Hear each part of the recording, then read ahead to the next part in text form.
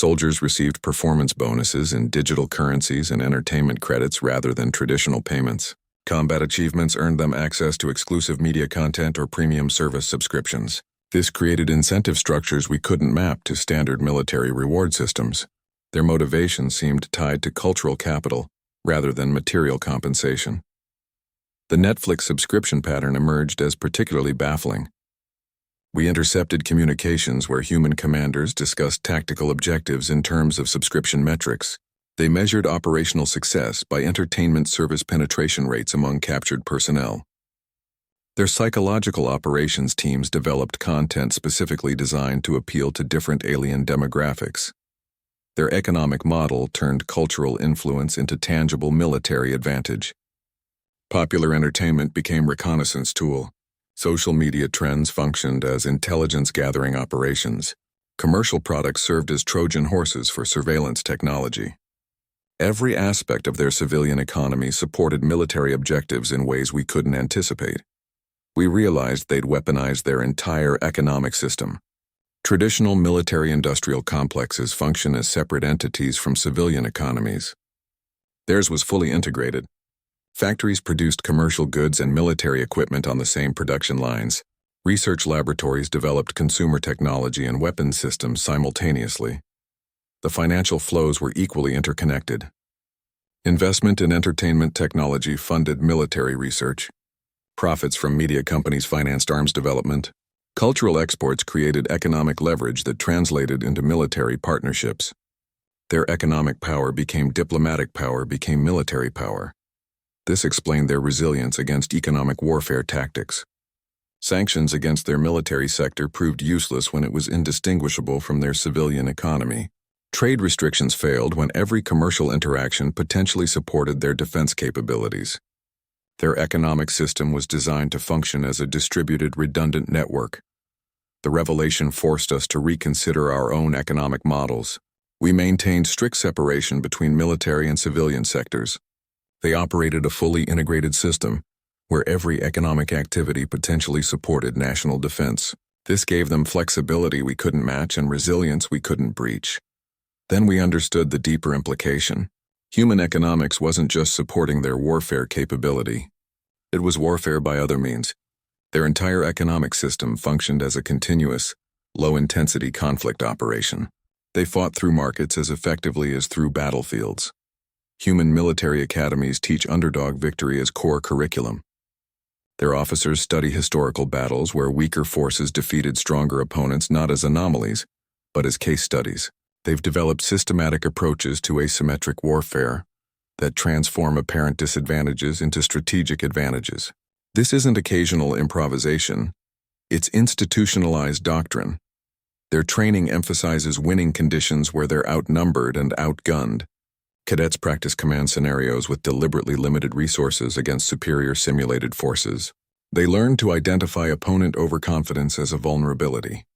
The entire educational system reinforces that technological or numerical superiority doesn't guarantee victory. Strategic innovation consistently defeats raw power in their historical record.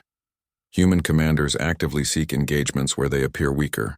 They deploy forces in patterns that suggest vulnerability.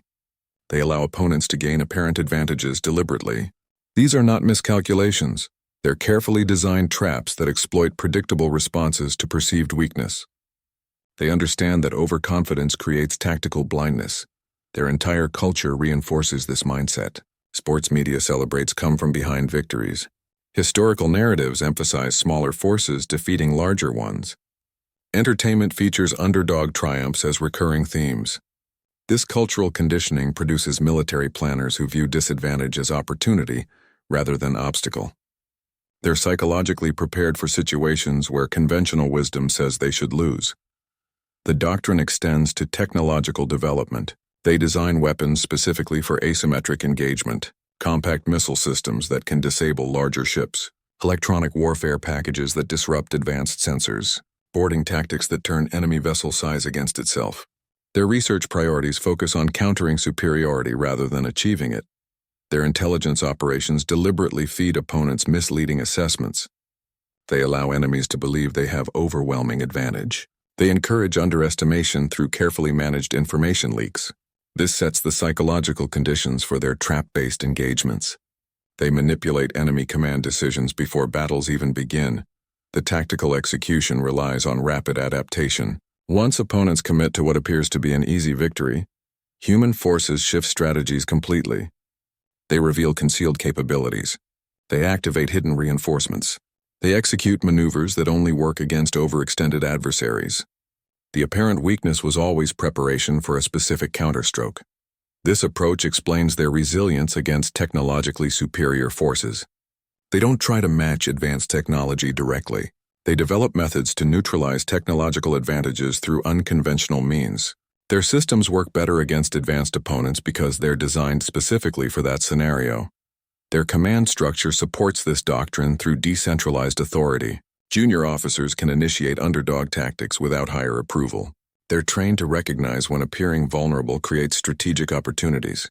This allows rapid exploitation of enemy overconfidence during fluid combat situations. The psychological warfare component is equally developed. They study enemy cultures to understand what constitutes perceived weakness. They tailor their deceptive appearances to specific opponent psychology. Different alien species receive different versions of vulnerable posturing based on cultural biases. Meanwhile, our training emphasized only engaging with overwhelming advantage. We avoided fair fights. We retreated from uncertain engagements. This conservative approach made us predictable. Humans exploited that predictability by creating situations that appeared to offer easy victories but were actually carefully designed traps. Their entire military philosophy embraces risk in ways we found incomprehensible. They accept temporary disadvantages to create larger strategic advantages. They view early setbacks as investments in eventual victory. This long-game perspective allows them to sacrifice immediate gains for decisive outcomes. The underdog doctrine represents their most dangerous innovation. It turns our traditional strengths into vulnerabilities. Our superiority becomes the very thing they use against us. They've made being outnumbered and outgunned into a systematically applied military science. Human adherence to complex rules of engagement initially seemed like a strategic limitation to our analysts. They maintained elaborate protocols for prisoner treatment, civilian protection, and battlefield conduct that appeared to constrain their operational flexibility. Our intelligence assessments categorize this as a primitive cultural artifact, a relic of their internal conflicts that would handicap them against more pragmatic opponents. We expected these self-imposed restrictions to create vulnerabilities we could exploit. The reality proved more sophisticated. Their rules weren't limitations. They were carefully designed systems that created strategic advantages. Prisoners received medical care, comfortable quarters, and cultural accommodations that exceeded galactic standards. This treatment wasn't generosity. It was psychological operation. Well-treated prisoners became willing information sources, providing cultural insights and tactical details without coercion. Their interrogation techniques focused on building rapport rather than applying pressure. They learned our language structures, social hierarchies, and cultural values through conversation rather than confrontation. Prisoners discussed their homeworlds, family structures, and military experiences in exchange for comfort and respect. The intelligence gathered through these interactions proved more valuable than anything extracted through traditional methods.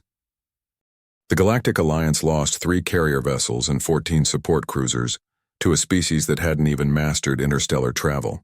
Their flagship was captured intact by humans using Netflix subscriptions and cultural quirks instead of quantum shielding. Commander Zurak pounded his tactical display screaming, "Impossible," as we realized we weren't fighting a military. We were fighting an entire history of underdog innovation. Our battle group arrived at Jupiter with the casual confidence that follows centuries of technological dominance. We expected primitive ships, primitive weapons, a primitive surrender. Their nuclear warheads detonated harmlessly against our quantum shielding. Just as tactical projections predicted, we readied the standard surrender transmission protocols, expecting their commanders to recognize the inevitable. Then their response came through. Not surrender terms, not even curses, streaming service offers, entertainment package subscriptions, limited time promotions for media we'd never heard of. Our communications officers initially thought it was some form of jamming, some primitive electronic warfare tactic. But it was more precise than that. They'd reverse-engineered our own emergency broadcast channels within minutes of first contact. They flooded our networks with human cultural data. cooking shows, sports highlights, dramatic series about fictional conflicts. Our channels became useless for military coordination. Command tried switching frequencies, but they'd compromised our entire communication architecture. They moved faster than our security protocols could adapt. Their tactical approach revealed a fundamental misunderstanding on our part. We assumed they'd focus on destroying our ships. They wanted them intact. Their weapons fire concentrated on disabling maneuvers rather than destructive impacts. They targeted propulsion and weapon systems with surgical precision while keeping our hulls largely undamaged. We lost 3 carriers before Command understood the pattern. Their boarding parties used our own maintenance hatches against us. They'd studied our ship designs from previous engagements, identifying structural weaknesses we'd never considered vulnerabilities.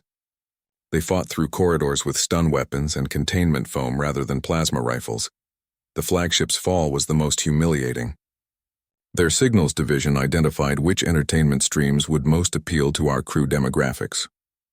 They broadcast tailored content to specific departments.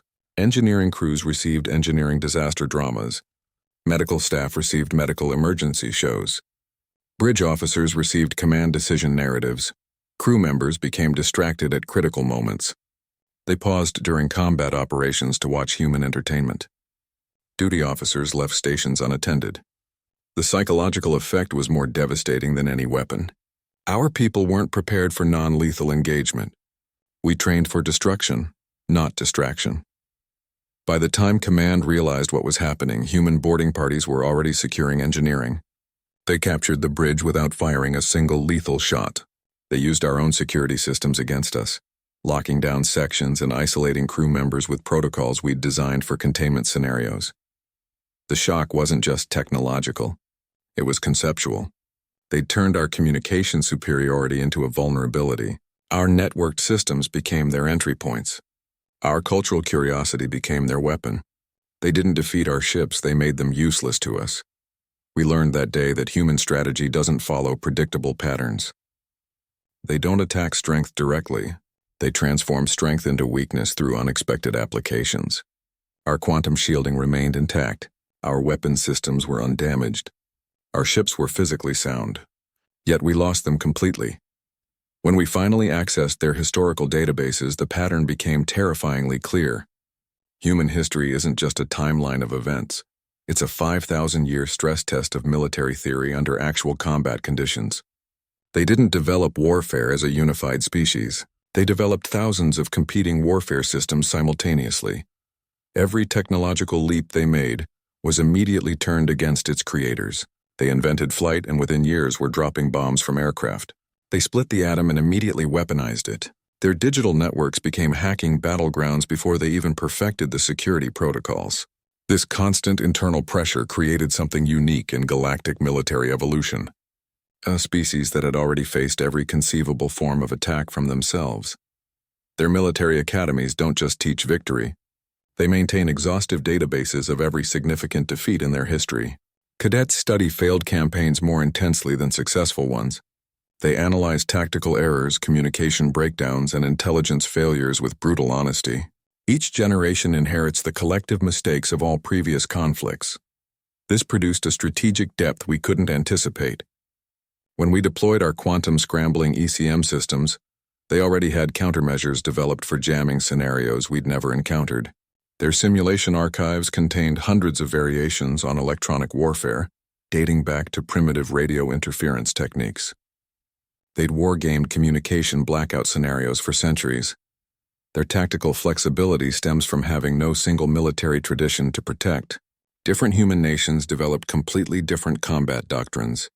Some favored overwhelming force. Others specialized in guerrilla tactics.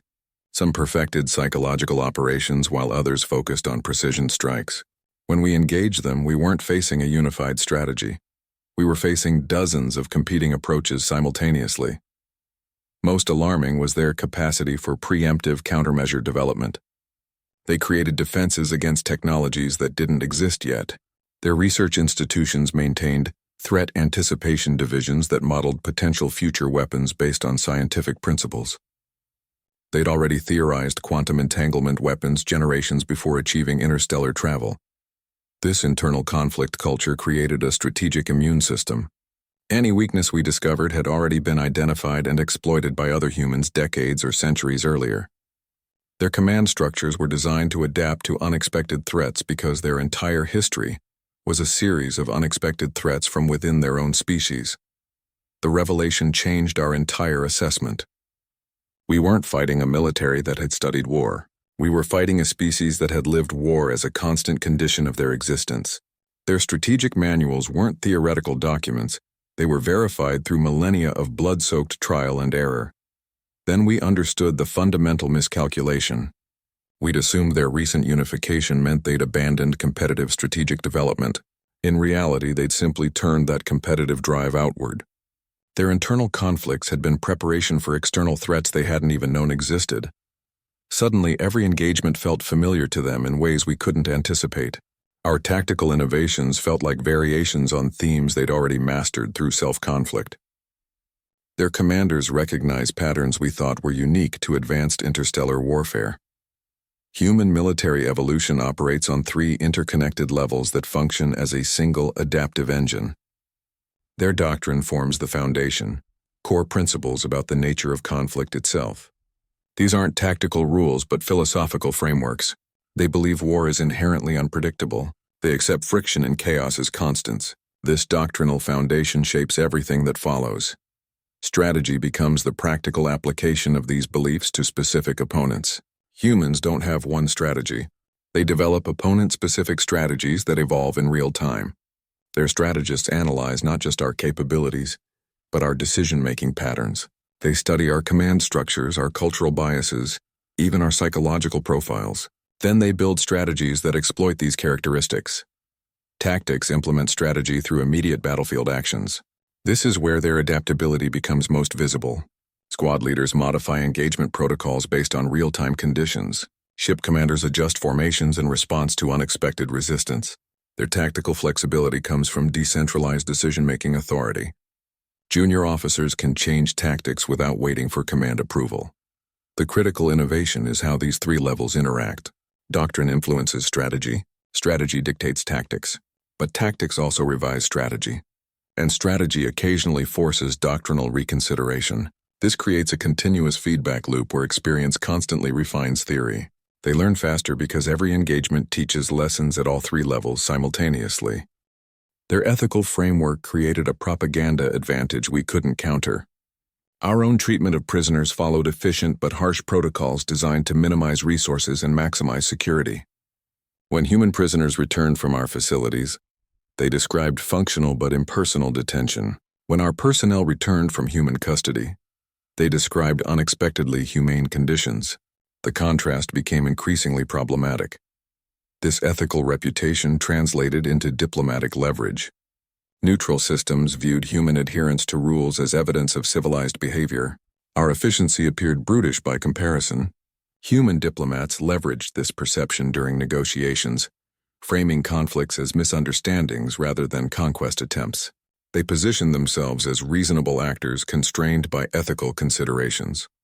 The rules also served tactical purposes on the battlefield. Their strict avoidance of civilian targeting forced us to reconsider our own deployment patterns.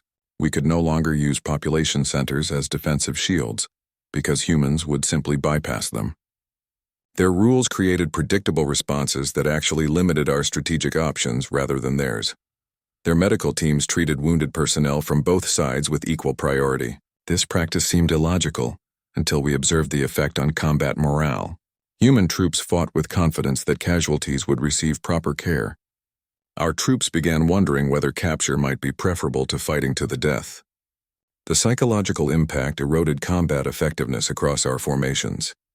The returning prisoners became unexpected advocates for human civilization. They described cultures that valued individual life despite being at war. They shared experiences of correct treatment according to established conventions. This created internal pressure within our command structure to reconsider engagement protocols. Our own personnel were questioning the morality of our methods. Human commanders operated within their rules while demonstrating ruthless creativity within those boundaries.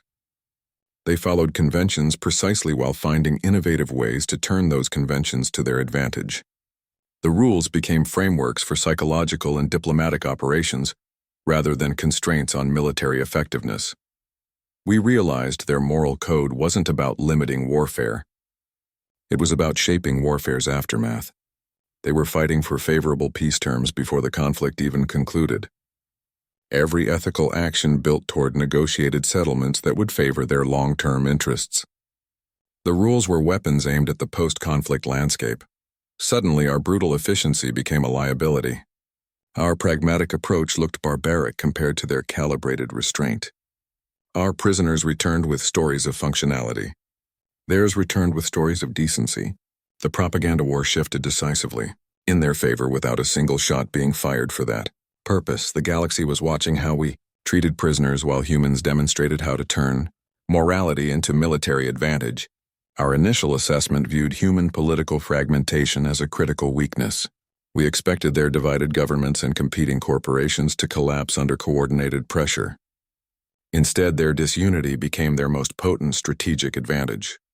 They didn't operate as a single military force, but as dozens of independent entities with overlapping capabilities and competing approaches.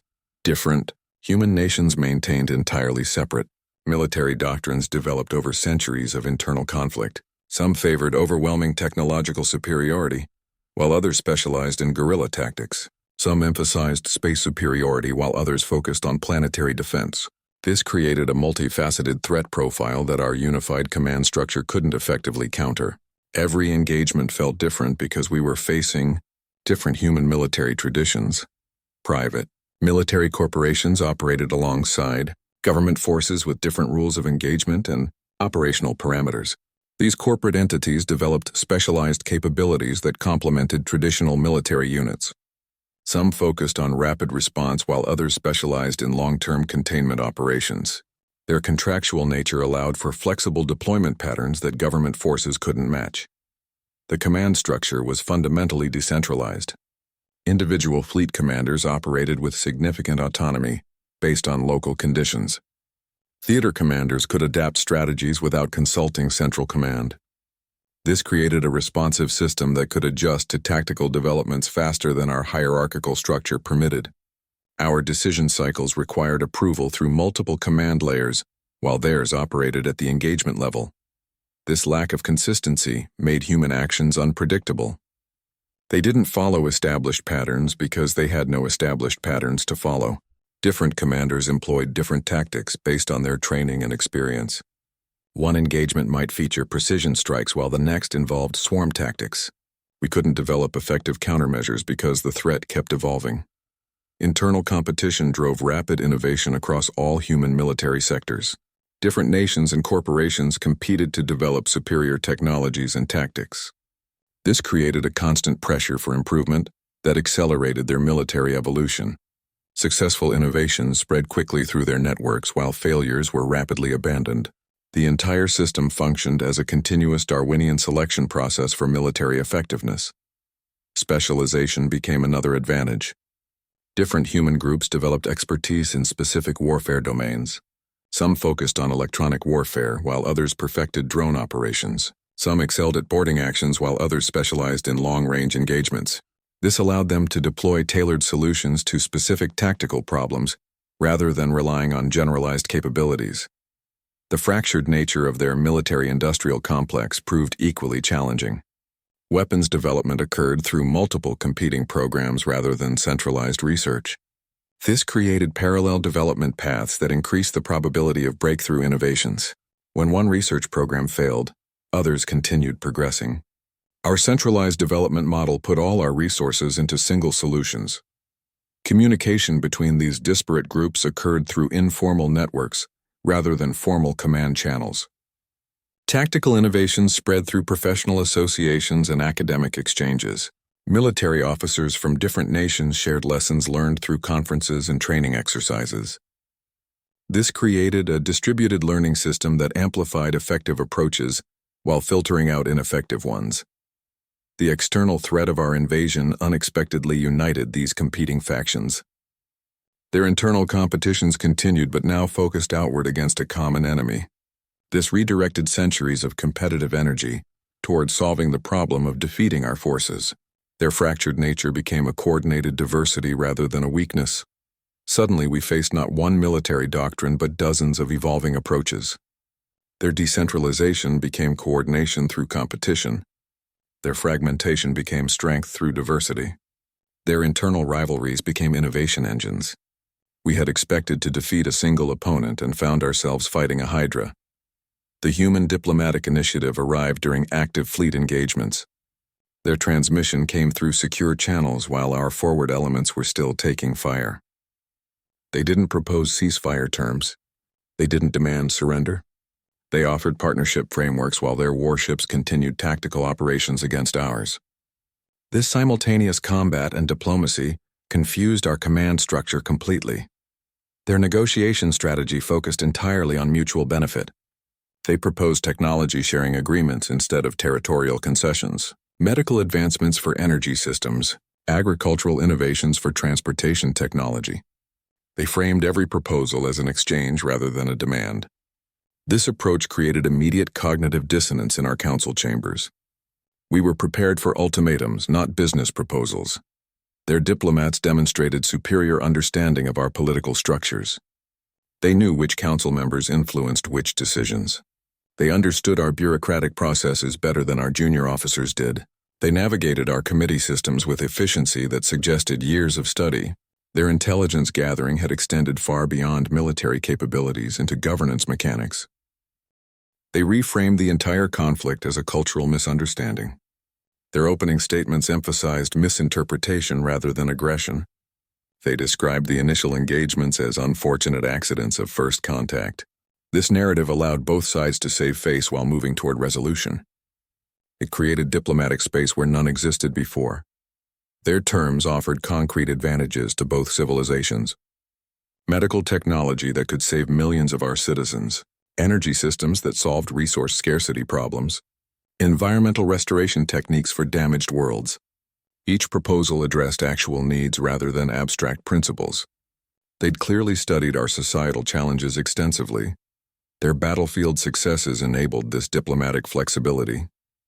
Every military victory created negotiating leverage they used to propose more favorable terms. They didn't demand concessions based on strength. They offered cooperation based on mutual need. This inverted the traditional power dynamics of interstellar conflict completely. The psychological impact on our leadership was significant. Council members accustomed to imposing terms found themselves considering offers. Military commanders expecting surrender discussions received partnership proposals. The entire framework of interstellar relations shifted beneath our feet. We were playing a different game with different rules. Their negotiation team included both diplomats and military officers. This integration of perspectives allowed them to speak with authority on both conflict and cooperation. They could discuss tactical realities while proposing diplomatic solutions. Their teams moved seamlessly between combat terminology and treaty language. They used our own bureaucratic processes to accelerate agreement. Their proposals were formatted according to our legal standards. Their documentation followed our administrative protocols. This attention to detail demonstrated respect for our systems, while making adoption easier. They removed procedural obstacles through careful preparation. The most surprising element was their transparency about intentions. They openly stated their desire for peaceful coexistence and mutual advancement. They acknowledged their military successes without gloating. They discussed their technological capabilities without threatening. This candor created trust where we expected deception. Meanwhile, our council struggled to adapt to this approach. Our diplomats were trained for traditional negotiation patterns.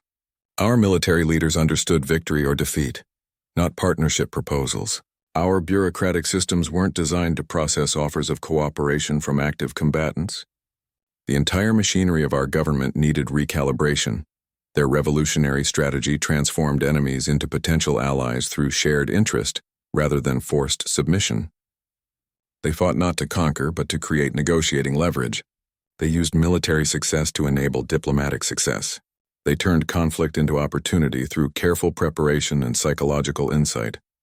Suddenly, we weren't discussing surrender terms. We were discussing collaboration frameworks. The conversation had shifted from what they would take to what we could build together. This pivot changed everything about how we viewed the conflict and our opponents. The first defection notice arrived through standard diplomatic channels.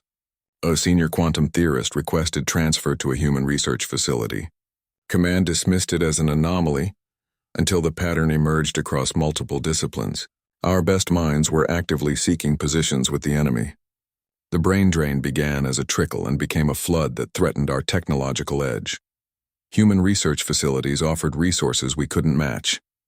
They provided unlimited computational access and experimental materials without security restrictions. Their laboratories operated with faster approval cycles and less bureaucratic oversight. Project proposals that would have taken months to clear our committees received immediate authorization in their systems. This operational efficiency attracted researchers frustrated by our procedural delays. The creative freedom proved equally compelling. Human science directors encouraged unconventional approaches and high-risk experiments. They valued innovation over adherence to established protocols. Our researchers found opportunities to work on projects we had classified as too speculative or dangerous. This open environment appealed to scientists constrained by our conservative research guidelines. Their collaborative model crossed species boundaries seamlessly. Mixed teams of human and alien researchers worked on integrated projects. Knowledge sharing happened freely without compartmentalization restrictions. This contrasted sharply with our need-to-know information protocols that limited cross-disciplinary cooperation. The free exchange of ideas accelerated breakthroughs in ways our segmented approach couldn't match. The defections followed a clear pattern. First, researchers would access open human research databases through academic exchange programs. Then they'd participate in joint conferences and collaborative studies. Finally, they'd request permanent transfers citing superior research conditions. The process unfolded gradually but consistently across multiple scientific disciplines. Our security protocols inadvertently facilitated the exodus.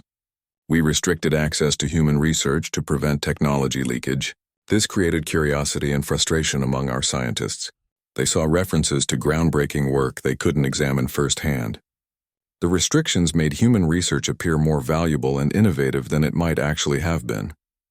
The human approach to failed experiments proved particularly attractive. They treated failures as learning opportunities rather than career setbacks. Researchers could pursue high-risk projects without fearing professional consequences. This created an environment where innovation thrived through experimentation rather than cautious incremental progress. Their funding models also differed significantly. Research budgets flowed to promising ideas rather than established institutions. Young researchers could secure resources for unconventional projects based on merit rather than seniority. This meritocratic system appealed to scientists frustrated by our hierarchical allocation processes. The defecting scientists took more than knowledge with them. They brought deep understanding of our technological capabilities and research directions. This intelligence allowed humans to focus their reverse engineering efforts more effectively. They could prioritize technologies where we held advantages and develop counters faster. Our response to the defections worsened the situation. We increased security restrictions and monitoring of remaining researchers. This created further resentment and accelerated additional transfers. The measures intended to stop the brain drain actually fueled it by making our research environment more restrictive. The cumulative effect became devastating. Over 300 senior researchers transferred within 18 months. These weren't junior scientists but established experts in critical fields. Their departure created knowledge gaps that took years to fill. Meanwhile, human research capabilities advanced dramatically through this injection of expertise. Suddenly, our technological advantage was evaporating not through combat losses, but through voluntary defections. The scientists weren't betraying us for ideological reasons. They were simply pursuing better research opportunities. This pragmatic motivation made the phenomenon impossible to counter through traditional security measures. The human research model had weaponized scientific curiosity itself. They created conditions so favorable for innovation that our best minds willingly joined them. This represented a form of warfare we hadn't anticipated and couldn't effectively counter. Our technological edge was draining away into their laboratories. Human energy technology didn't just match our developments, it leapfrogged them entirely.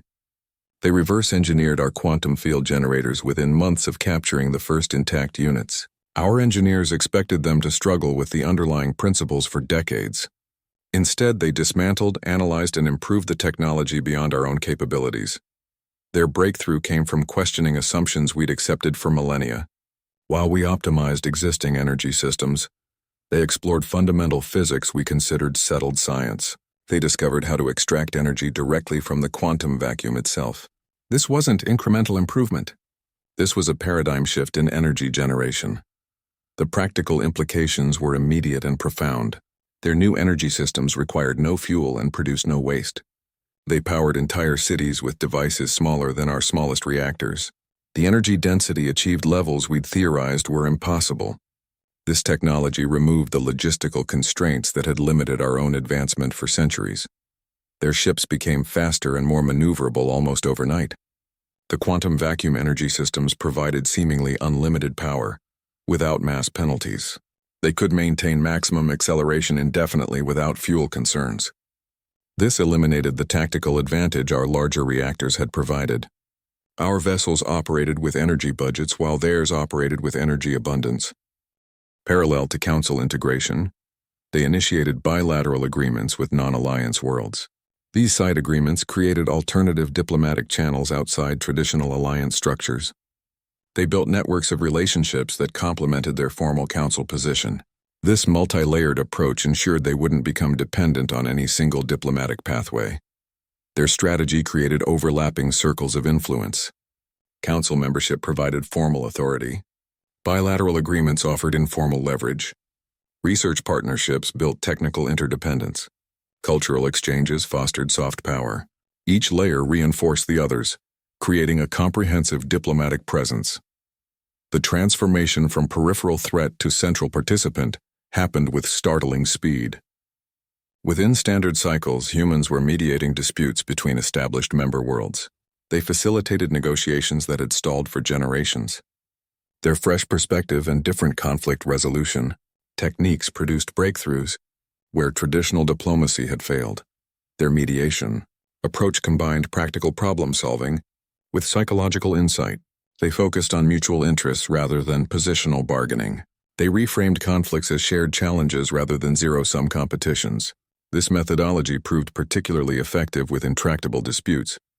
The Council initially watched this mediation role with concern, but the results spoke for themselves. Conflicts that had drained resources and attention found resolutions. Trade routes reopened. Security concerns diminished. Human mediators gained credibility through demonstrated effectiveness rather than formal authority. Their growing central role in galactic affairs reflected careful preparation. They'd studied alliance history and conflict patterns extensively. They understood the underlying issues better than some participating civilizations did. This knowledge allowed them to propose solutions that addressed root causes rather than symptoms. The liaison position became a clearinghouse for galactic diplomacy. Member worlds began consulting with human representatives before bringing issues to full council sessions. This informal advisory role amplified their influence beyond their formal voting power. They became facilitators rather than just participants. Humanity's transformation from military threat to diplomatic cornerstone demonstrated their strategic flexibility. They didn't just adapt to the galactic order, they reshaped it to accommodate their strengths. Their approach combined respect for existing structures with innovative methods for improving them. Then we found humans mediating disputes we couldn't resolve ourselves. Conflicts that had seemed permanent suddenly became manageable through their intervention. They applied the same adaptive thinking that had served them in warfare to the challenges of galactic governance. The same capacity for understanding opponents now helped them understand partners. Human concepts began reshaping alliance society from the inside out. Their idea of competitive cooperation spread through our institutions like a genetic algorithm, optimizing for efficiency. Military academies adopted their adaptation techniques while maintaining our traditional structures.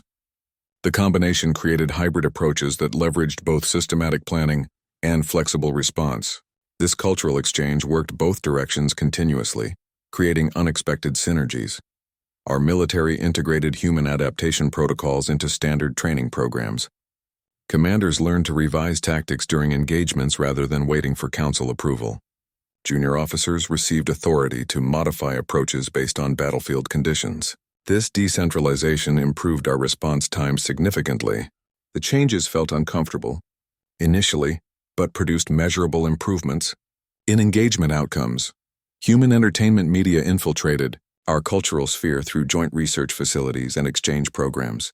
Their visual narratives challenged our artistic conventions and storytelling traditions. Alliance citizens began consuming human series and films alongside traditional media. This exposure created subtle shifts in cultural perceptions and communication patterns. The exchange wasn't just entertainment, it was cultural cross-pollination. Their economic models offered solutions to resource allocation problems we'd struggled with for generations. The crowdfunding approach revolutionized how we financed small-scale innovations. Digital currency systems improved transaction efficiency across colonial networks. Commercial military integration enhanced logistical flexibility without compromising security. These adaptations demonstrated practical benefits beyond theoretical advantages. We began studying human history with unprecedented intensity. Academic institutions established dedicated human studies departments. Military analysts examined their conflict patterns for tactical insights. The research revealed how their internal competition drove continuous innovation. Understanding their success became crucial for effective collaboration. Human philosophical concepts challenged our traditional thinking about conflict and cooperation. Their emphasis on mutual benefit over zero-sum competition influenced diplomatic approaches. The idea that opponents could become partners reshaped alliance formation strategies. These conceptual shifts occurred gradually but fundamentally altered how we engaged with other civilizations.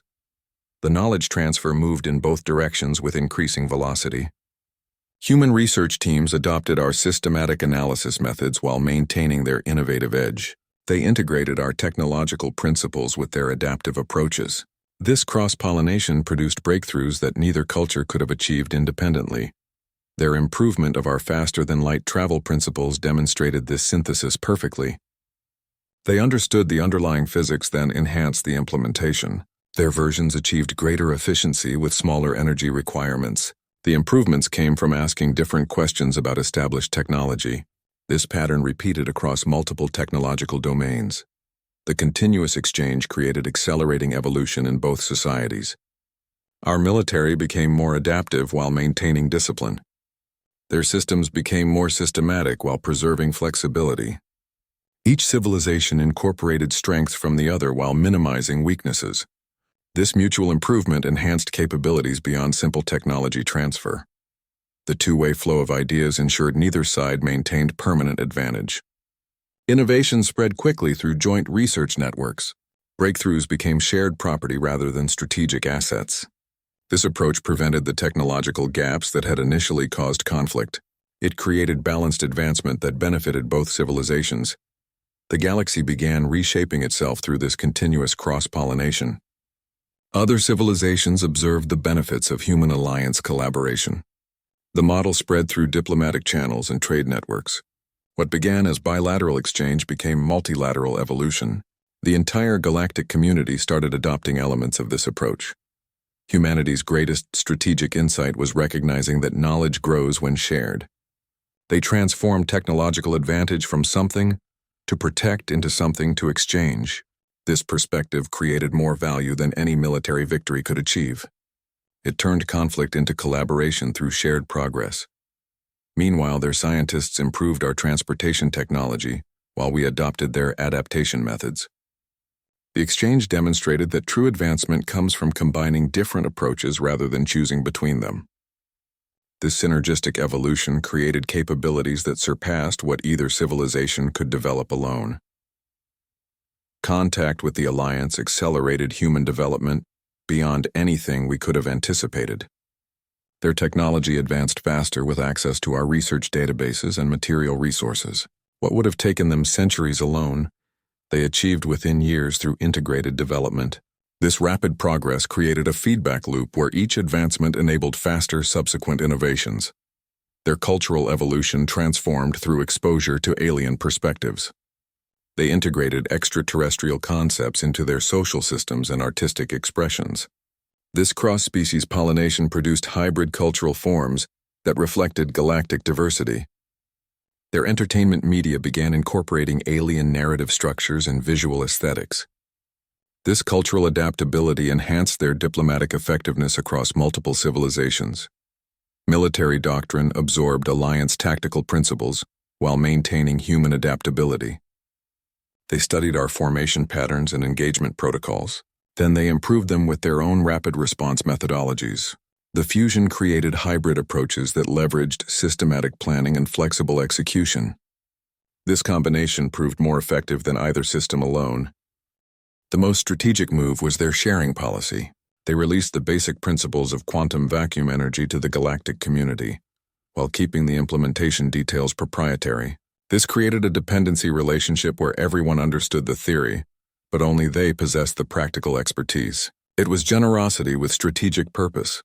Our scientific community reacted with disbelief followed by frustration. We'd studied quantum fields for thousands of years without achieving this breakthrough. Our researchers had become complacent with incremental improvements to established technologies. Their culture of relentless questioning produced results our conservative approach couldn't match. The energy revolution extended beyond military applications. Their planetary infrastructure transformed almost immediately. Cities that previously relied on massive reactor complexes now operated on compact vacuum energy units. Environmental damage from energy production disappeared overnight. This technological leap improved their quality of life while enhancing their military capability. Our analysis revealed the cultural factors behind their success. Their research institutions encouraged challenging established theories. Failed experiments were learning opportunities rather than career setbacks. This created an environment where breakthrough thinking could flourish without fear of professional consequences. Our own research culture prioritized safety and predictability over innovation. The quantum vacuum energy systems also created new tactical possibilities. Their vessels could power energy-intensive systems we considered impractical. Advanced shielding, sensor arrays, and weapon systems became feasible without massive power plants. This allowed them to develop capabilities we hadn't anticipated because we assumed the energy requirements were prohibitive. Their approach to technology development proved fundamentally different from ours. We sought to perfect existing systems. They sought to replace them with better concepts. This mindset difference created an innovation gap that widened with each successive technological generation. Our advancements became refinements while theirs became revolutions. The energy breakthrough demonstrated their capacity for conceptual leapfrogging. They didn't just catch up to our technology level. They advanced beyond it by asking different questions and pursuing different solutions. This pattern repeated across multiple technological domains once they gained access to our basic scientific principles. Suddenly, our technological superiority felt increasingly fragile. They weren't just matching our capabilities, they were creating new capabilities that made ours obsolete. The quantum vacuum energy systems represented more than an engineering achievement. They represented a different way of thinking about progress itself. Then we understood the full implication. They weren't just competing with our technology. They were changing the rules of technological advancement. Their approach to innovation made our methods seem outdated before we even recognized they were being challenged. The human technology sharing proposal arrived as our fleet commanders were preparing countermeasures against their quantum vacuum energy systems. They didn't offer terms through standard diplomatic channels. They transmitted the agreement directly to our scientific community and civilian leadership simultaneously. This bypassed our military command structure entirely, forcing a broader consideration of their offer. Their framework proposed a tiered exchange system with clearly defined mutual benefits. Level 1 included medical advancements that could address widespread health crises across our colonies. Level 2 offered energy solutions for resource scarcity problems that had plagued our expansion for centuries. Level 3 contained the more sensitive technological exchanges with corresponding security protocols. Each tier came with verification mechanisms that ensured compliance from both sides. The most audacious element was the mutual vulnerability requirement. For every restriction on human military development, corresponding limitations would apply to alliance forces near human space. Their negotiators framed this not as concession, but as mutual security enhancement. They argued that balanced restrictions created more stability than unilateral advantages. This approach turned disarmament into a collaborative security measure rather than a punitive action. Their medical technology offerings proved particularly compelling. Cellular regeneration techniques could save millions of our citizens from degenerative conditions. Disease eradication protocols addressed plagues that had resisted our medical science for generations. The human medical focus on healing rather than enhancement demonstrated a priority shift we hadn't anticipated from a military opponent. The energy solutions addressed fundamental resource limitations. Quantum vacuum extraction technology could power our frontier colonies without massive infrastructure investment. Their systems offered clean, unlimited energy without the environmental costs of our conventional reactors. This solved expansion constraints that had limited our territorial development for decades. They presented the entire agreement as a security enhancement package rather than a technology transfer. Each exchange technology included safeguards against weaponization. Research collaboration would occur through joint facilities with mixed staffing. The framework ensured neither side could gain decisive military advantage from the shared knowledge. Their understanding of our needs demonstrated extensive intelligence work. They knew which medical conditions affected which member species. They understood our energy infrastructure limitations better than some of our own planning committees. This detailed knowledge made their proposals specifically relevant to our actual problems, rather than theoretical benefits.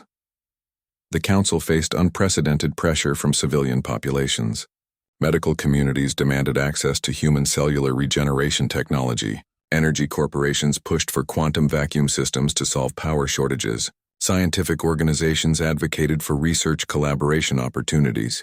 This groundswell of support complicated our traditional decision-making processes. Our military command initially resisted the vulnerability aspects. They argued that accepting mutual restrictions would eliminate our tactical advantages. But the human framing gradually gained traction.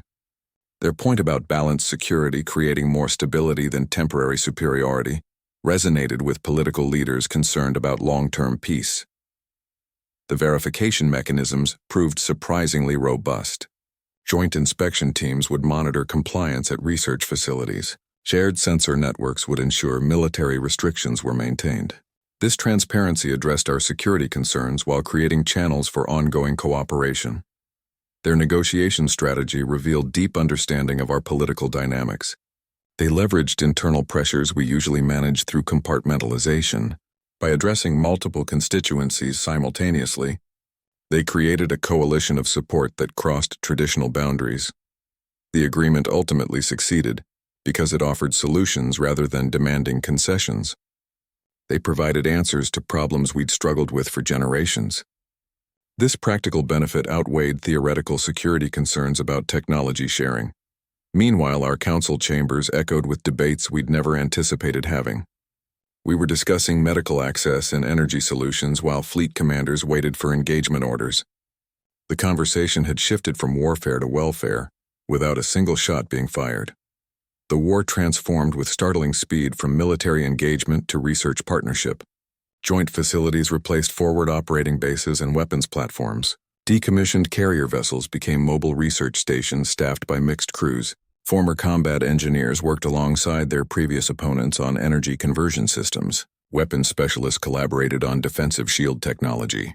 The transition felt disorienting but purposeful. Human project management methods immediately stood out as more effective than our protocols. They employed rapid prototyping cycles that produced working models within days rather than months. Their iterative development approach involved continuous testing and refinement, rather than lengthy design phases. Failures were treated as data points rather than setbacks. This accelerated progress beyond our traditional research timelines.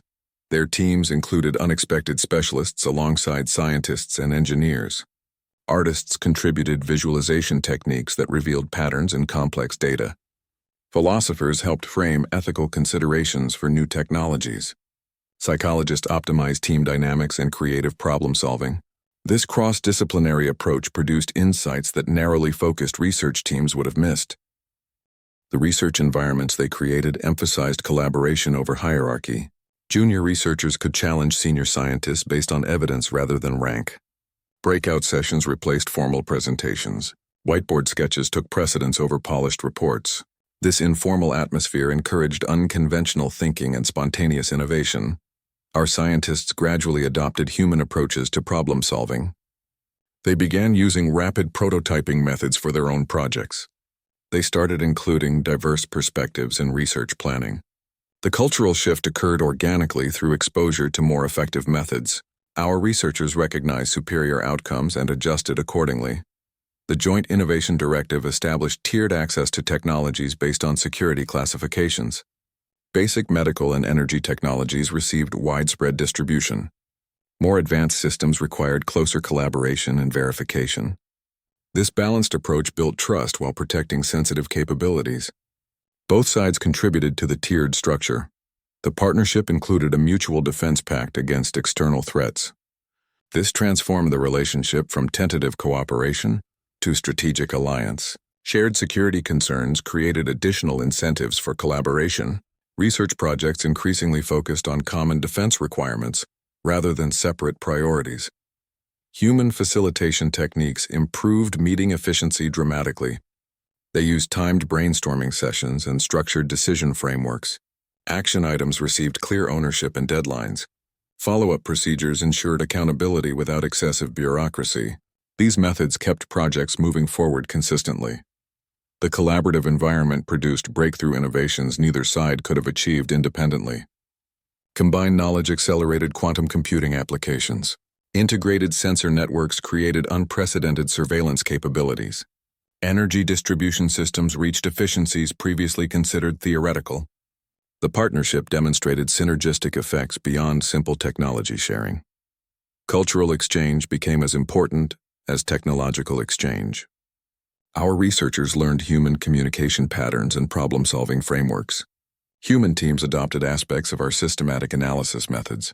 This cross-pollination created hybrid approaches that leveraged the strengths of both cultures. The competition shifted from destructive to creative endeavors. Research groups competed to develop the most innovative solutions to shared problems. Progress metrics focused on positive outcomes rather than defensive capabilities. The driving question became, which team could create the most value rather than which military could destroy the most assets? This transformation demonstrated humanity's unique capacity to redirect conflict toward cooperation. They didn't just win the war, they changed the nature of the engagement entirely. The partnership became more valuable to both civilizations than victory would have been to either side alone. Then the conflict became about who could create the most value, not destroy the most ships. The formal sovereignty recognition clause represented humanity's central demand in the final treaty negotiations. They required acknowledgement of Earth and all human colonies as independent sovereign territory under galactic law. This wasn't requested as a concession, but presented as a prerequisite for any lasting agreement. Their negotiation team understood this fundamental recognition, formed the basis for all subsequent cooperation. Their terms included proportional military restrictions that applied equally to both sides. For every limitation placed on human forces near Alliance space, corresponding restrictions would bind Alliance fleets near human territories. This mutual vulnerability framework transformed disarmament from punishment into shared security enhancement. The approach demonstrated sophisticated understanding of balance of power principles. The human legal team displayed surprising familiarity with galactic treaty law. They referenced obscure precedents and procedural nuances our own lawyers had overlooked. Their draft proposals followed exact formatting requirements and citation standards. This attention to legal detail prevented procedural challenges that might have delayed ratification. They navigated bureaucratic complexities with efficiency that suggested extensive preparation. They framed sovereignty not as a demand, but as a necessary foundation. Their chief negotiator explained that without equal standing, any agreement would inherently lack stability. This perspective shifted the discussion from what humans wanted to what both civilizations needed for lasting peace. The argument resonated with council members concerned about long-term galactic stability. The mutual defense provisions extended beyond simple non-aggression. They committed both civilizations to collective security against external threats. This transformed the relationship from tentative peace to strategic partnership. The defense clause included clear activation protocols and joint response procedures. It represented a significant step toward integrated security planning. Their offer to mediate conflicts between non-alliance worlds demonstrated expanding ambitions. They proposed establishing neutral arbitration facilities staffed by mixed species teams. This positioned humans as potential peacemakers, rather than simply participants in galactic affairs. The mediation offer included conflict resolution frameworks they'd developed during their own internal wars. The treaty granted formal recognition alongside 17 established galactic powers. This placed humans within the core decision-making structure of interstellar governance. They accepted corresponding responsibilities including contribution to collective security forces and compliance with galactic trade regulations. The balance of rights and obligations reflected sophisticated political calculation. Their negotiation strategy leveraged timing effectively. They advanced the sovereignty discussion while joint research projects were demonstrating clear benefits. The tangible advantages of cooperation created momentum for addressing more fundamental political questions. Success in technical collaboration built confidence for addressing political recognition. The ratification process revealed their understanding of our political systems. They engaged directly with civilian leadership and scientific communities alongside military command. This multi-level approach ensured broad support across different power centers. They avoided becoming trapped in single bureaucratic channel negotiations. The sovereignty recognition transformed humanity's galactic status completely. They shifted from external threat to internal stakeholder almost overnight. This change reflected their strategic understanding that lasting security comes through integration rather than isolation. Their approach demonstrated how military success could be leveraged for political achievement. Suddenly, humans became invested in maintaining galactic stability rather than challenging it. Their interests aligned with peaceful development rather than disruptive expansion. This transformation represented perhaps their most sophisticated strategic maneuver of the entire conflict. They turned military victory into political foundation through careful negotiation and mutual interest framing. The treaty terms demonstrated that human strategy extended beyond battlefield success to encompass political vision. They fought not just to win conflicts but to establish lasting frameworks for cooperation. This broader perspective ultimately proved more valuable than any tactical advantage they'd achieved. Through combat, the liaison request arrived through formal diplomatic channels with the subtlety of a declaration of intent. Humans weren't asking for observer status or temporary consultation rights. They demanded a permanent seat at the decision-making table. This wasn't a request for inclusion, it was a statement of their transformed role in galactic affairs. Their candidate selection demonstrated psychological insight that bordered on provocation. They nominated the very analyst who had originally warned the Alliance about human capabilities. The same voice that had cautioned against underestimating them now became their official representative. This move served multiple strategic purposes simultaneously. The analyst brought deep institutional knowledge of Alliance procedures and decision-making patterns. He understood which council members influenced which policy areas. He knew bureaucratic workflows and committee structures. His appointment ensured continuity while signaling human confidence in their position. They weren't hiding their intentions. They were leveraging understanding of their former adversaries. Human diplomatic teams operated with mixed backgrounds that enhanced their effectiveness. Military veterans provided strategic perspective while scientists offered technical expertise. This combination allowed them to discuss both tactical realities and technological possibilities. Their delegations could shift between security concerns and research collaboration without losing coherence. Their effectiveness increased through combining multiple strategic traditions. They could shift between Alliance precision and human improvisation as conditions demanded. This tactical versatility made them unpredictable opponents and valuable allies. Their command structure maintained the discipline of hierarchical systems while preserving decentralized decision-making authority. Adaptability now included galactic-scale perspectives. They began anticipating developments across multiple civilizations simultaneously. Their strategic planning incorporated cultural factors and political dynamics from different species. This broad viewpoint allowed them to identify opportunities and threats we often missed. Their foresight extended beyond immediate tactical concerns to long-term galactic trends. The synthesis of technologies drove much of this acceleration. Human scientists combined our established principles with their innovative approaches. They asked different questions about existing technologies, leading to breakthrough applications. This cross-cultural experimentation produced results neither civilization could have achieved independently. Their economic systems evolved through exposure to interstellar trade networks. They adapted alien commercial practices to their existing frameworks. This created more efficient resource allocation and distribution models. Their economy became better integrated with galactic markets while maintaining its distinctive characteristics. The educational system transformed to include galactic knowledge bases. Human students studied alien sciences alongside traditional curricula. Research institutions established exchange programs with alliance facilities. This continuous knowledge flow accelerated their intellectual development across all disciplines. Social structures demonstrated similar adaptive capacity. They incorporated useful alien customs while preserving human cultural identity. This selective integration created a society that felt both distinctly human and comfortably galactic.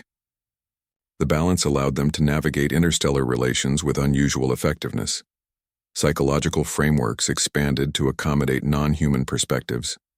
Their thinkers developed new models for understanding alien cognition and emotion. This enhanced their diplomatic and negotiation capabilities. They could anticipate reactions and motivations across species boundaries with increasing accuracy. The acceleration created a formidable combination of capabilities. They maintained their innovative edge while gaining systematic discipline. They preserved adaptability while developing deeper strategic foresight. This evolution made them more capable partners and more effective negotiators. Their development trajectory demonstrated a fundamental principle we had overlooked. External pressure doesn't weaken human capabilities. It strengthens them through forced adaptation. Our attempt to contain their advancement had the opposite effect. It provided the challenge that accelerated their evolution beyond our own capacities. Trying to limit human development only made them innovate faster.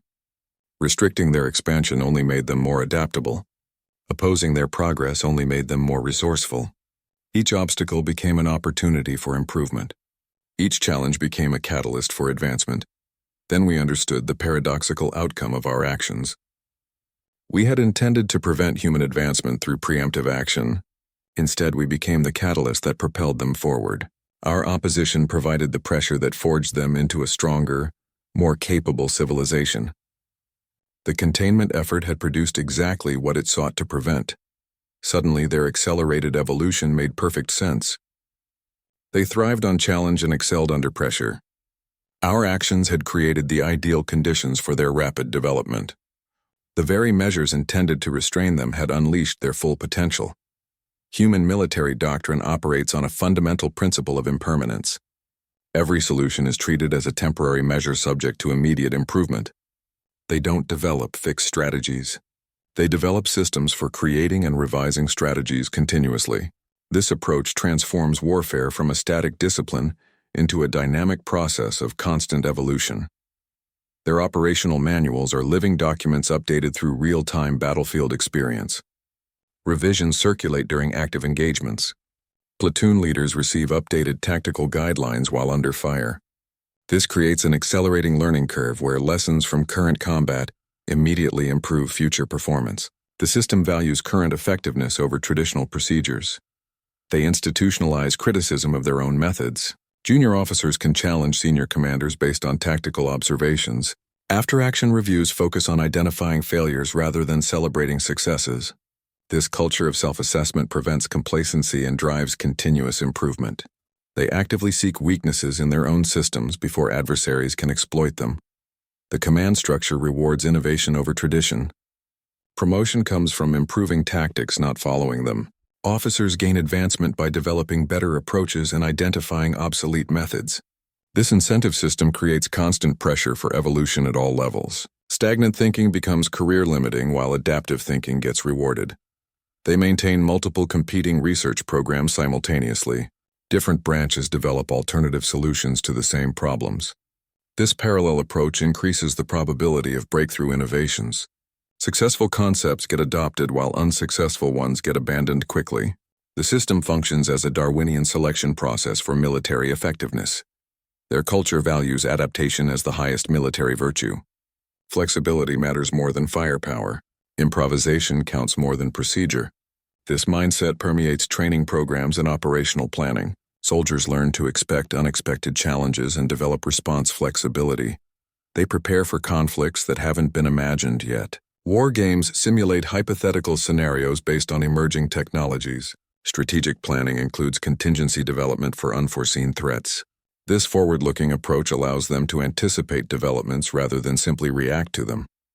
The system creates permanent revolution in military thinking. Doctrine influences strategy.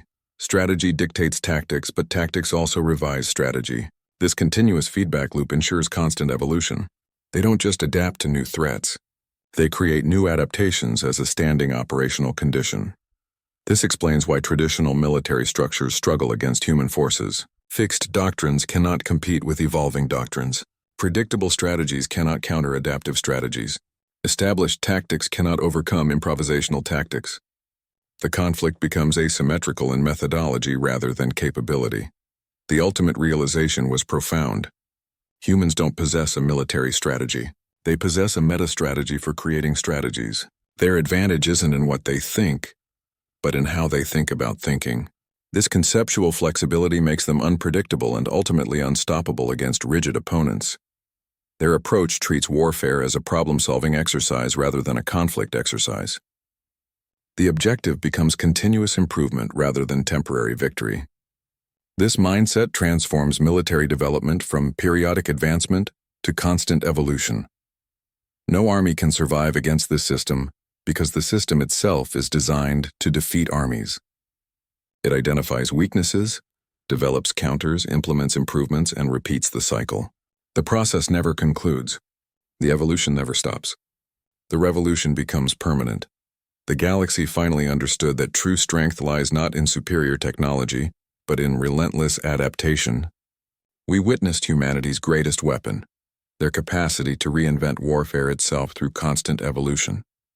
They transformed conflict from brute force contests into exercises in strategic innovation.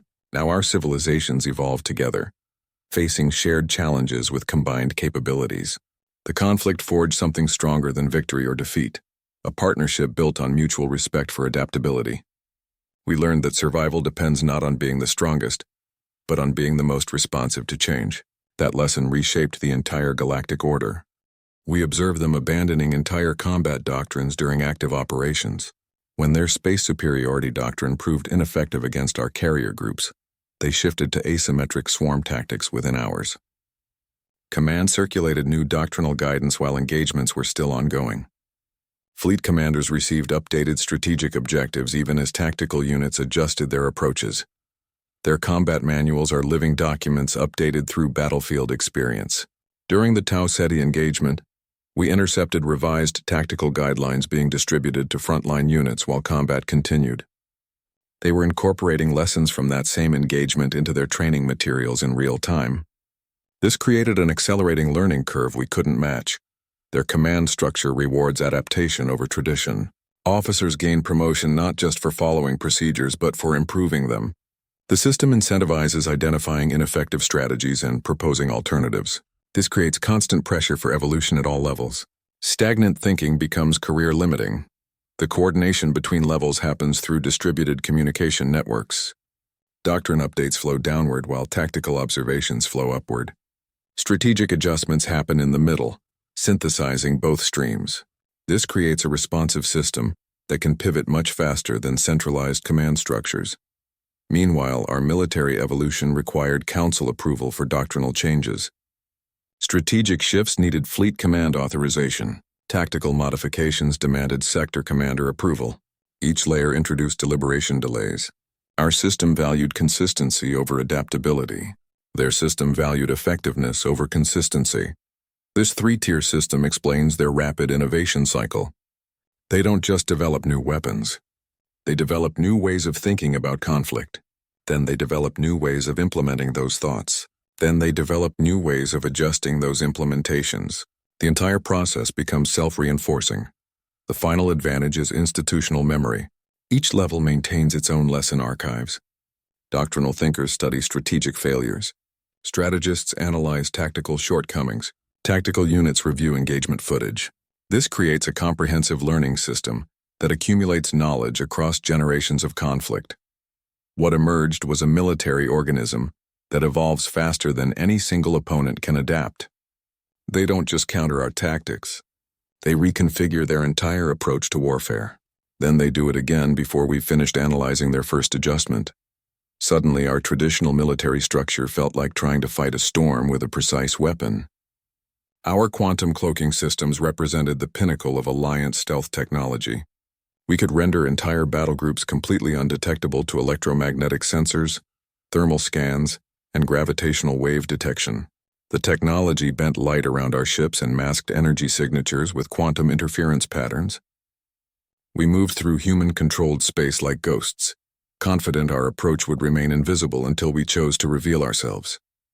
The first indication of trouble came from routine patrol reports.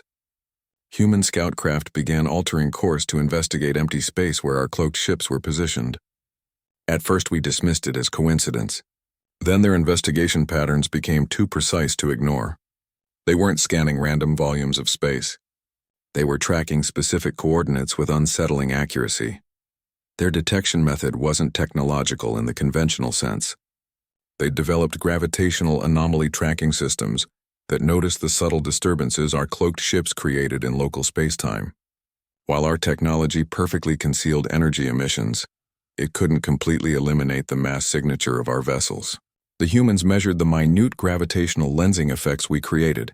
This approach had historical precedent in their military archives. Centuries earlier, during their underwater warfare period, they'd developed similar techniques for detecting silent submarines. They tracked the disturbances vessels created in water, rather than trying to detect the vessels directly. The principle transferred seamlessly to space-time detection. They looked for what we disturbed rather than what we emitted. Their sensor network architecture amplified this advantage. Instead of relying on large centralized detection platforms, they deployed thousands of small sensor drones throughout their territory. Each drone monitored gravitational fluctuations in its immediate area. The network compiled these micro-observations into precise location data. Our cloaking technology worked perfectly against individual sensors, but failed against distributed pattern recognition. The humans had been practicing this type of detection for generations. Their military academies maintained wargame scenarios for stealth technology detection dating back to their Cold War period. They developed doctrinal responses to invisible threats long before encountering actual cloaking technology. Their officers trained against hypothetical stealth opponents in simulated environments. Their detection protocols evolved rapidly once they confirmed our presence. They began deploying specialized gravitational anomaly detection satellites along likely approach vectors. These satellites used precisely calibrated laser interferometers to measure space-time distortions across large volumes. The system could detect a cloaked cruiser at ranges we considered safely undetectable. Our tactical advantage evaporated within weeks. Cloaked formations became vulnerable to preemptive strikes. Human forces could engage us before we even knew they'd detected our presence. They developed coordinated attack patterns that exploited our reliance on stealth. They'd let us penetrate deep into their territory before springing ambushes from multiple directions. The psychological impact on our crews became significant. Operating cloaked required strict emission control protocols that limited defensive capabilities. When human forces detected and engaged us, we were often caught in vulnerable configurations. Our ships couldn't raise shields or activate weapons quickly enough from stealth mode. We discovered they'd reverse-engineered our cloaking principles faster than we'd anticipated. Their research teams had captured enough sensor data during engagements to model our technology. They began developing their own cloaking systems that incorporated lessons from our failures. Their versions addressed the gravitational signature issue we'd neglected. Suddenly, our greatest technological advantage had become a tactical liability.